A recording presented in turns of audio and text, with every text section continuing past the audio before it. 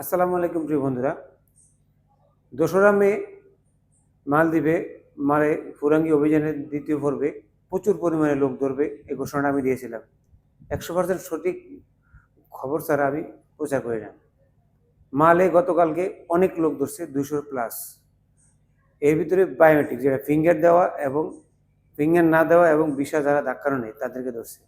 বিভিন্ন জায়গায় লোক চেক দিছে, কার্ডে ভিসা ধাক্কানো নেই, এই ধরনের লোকগুলো নিয়ে গেছে। আর বাকি যারা ভিসা দেখানো ছিল কোম্পানি না বলতে পারছে, তাদেরকে ছেড়ে দিয়েছে। সে এক জায়গা থেকে অন্য জায়গায় কাজ করলো, তাদেরকে নিছে না।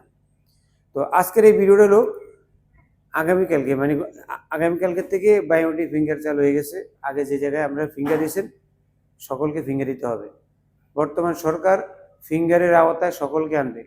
এই সুযোগটা কতদিন আমার সঠিক জানা নেই, তবে ফিঙ্গারটা চালু হয়েছে। যারা ফিঙ্গার দেন নাই আবারও সুযোগ দেওয়া হয়েছে, ফিঙ্গারটা দেন। ফিঙ্গার না দিলে ভয়ঙ্কর ভয়ঙ্কর অনেক খারাপ অবস্থায় করে ফেলবে মালদ্বীপ অবৈধ শ্রমিকদেরকে। ভালো থাকবেন সবাই, ভিডিওটা শেয়ার করে দিবেন। যারা এখনও বায়োমেট্রিক ফিঙ্গার দেন নাই অবশ্যই ফিঙ্গার দিবেন।